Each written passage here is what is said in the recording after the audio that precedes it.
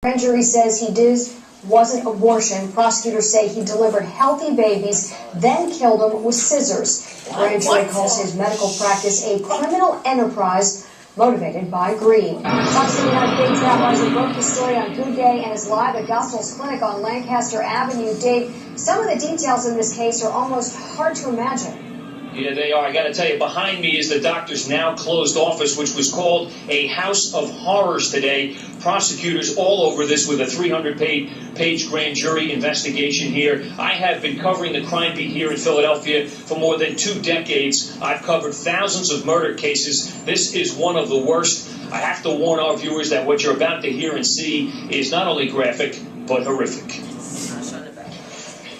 Overnight, 69-year-old Kermit Gosnell went from being called doctor to being called a murderer. 300-page grand jury report accuses Gosnell of not running a clinic, but a prescription drug mill by day and an abortion mill by night.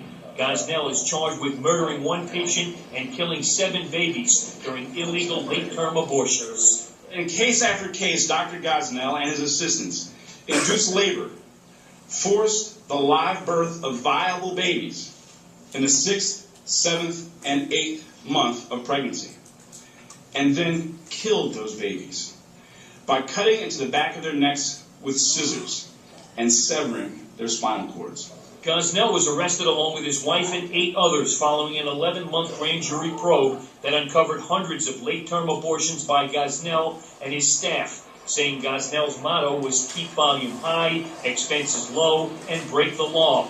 That was his competitive edge. Investigators described Gosnell's office when they raided it last February.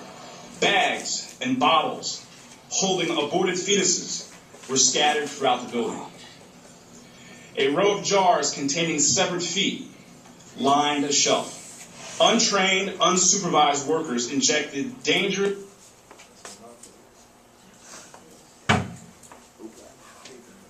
There were bags and bottles holding aborted fetuses scattered throughout the building, said Philadelphia District Attorney Seth Williams.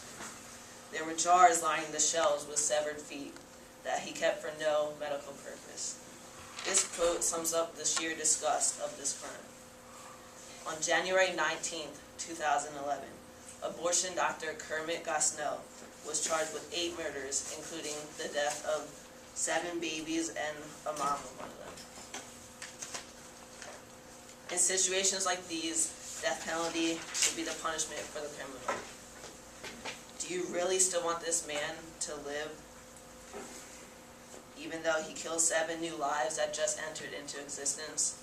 I know I don't. My father is... It's not on PowerPoint. Slideshow.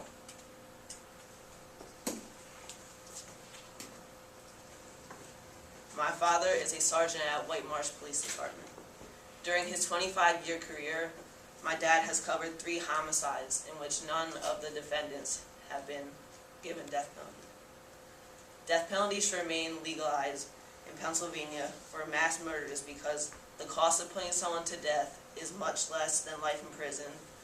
It helps lower gang violence in cities, and the murder rate in Philadelphia alone is 3 times the national average. Methods of execution in our existence have been hangings, firing squads, electric chair, and lethal injection. The most commonly used method today is lethal injection, which is by far the most humane out of all of them. Today, death penalty is legal in Pennsylvania, but is rarely used. In the Commonwealth of Pennsylvania, there have been too many times in which life sentence has been issued to a criminal instead of death penalty. This needs to change for the betterment of Pennsylvania.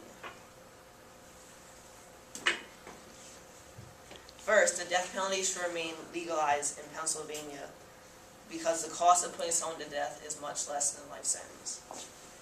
In a life sentence, the jail has to provide an inmate with a cell, clothes, 3 meals a day, exercise, and health care. Imagine all the toothpaste and toilet paper an inmate could use in a life sentence. That alone could easily add to the cost.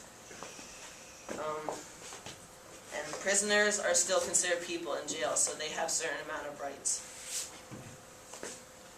Secondly, the death penalty should remain legalized in Pennsylvania because it helps lower gang violence. One of the best examples of this was the Lex Street Massacre. On December 28, 2000, 4 men entered a row home and forced all 10 people living there to lay face down on the ground. They sprayed bullets on them, killing 7 of the 10 people. These innocent people died because the building was a crack house and the 4 killers wanted all the drugs. 3 of the 4 killers received life sentences, and the other was given 15 to 30 years because of the lack of evidence. None were sentenced to death. This massacre is considered to be the most horrific massacre in Philadelphia history. Finally, there has not been execution given by the Commonwealth of Pennsylvania in almost 50 years. Because of the lack of executions, murder is 3 times national average in Philadelphia. In addition, since Governor Rendell was elected, he signed over 150 execution warrants, in which none of them were carried out. We need to put an end to this nonsense and execute the people who clearly deserve to be executed. The Commonwealth needs to learn that it needs to take a life to persuade others to stop taking lives. Contact Governor Tom Corbett about the effects of death penalty and his views on death penalty and how he plans to use it in his term to come up. Death penalty should remain legalized in Pennsylvania for mass murders because the cost of putting someone to death is much less than life in prison. It lessens the amount of gang violence in cities, and it will lower the murder rate in Philadelphia. Death penalty is the right punishment for people who commit mass murders. Executions for the right crime show the strength of the government and unite communities. This alone can be the factor between a loss of a life or saving lives. Imagine if you or one of your loved ones was a victim of a mass murder.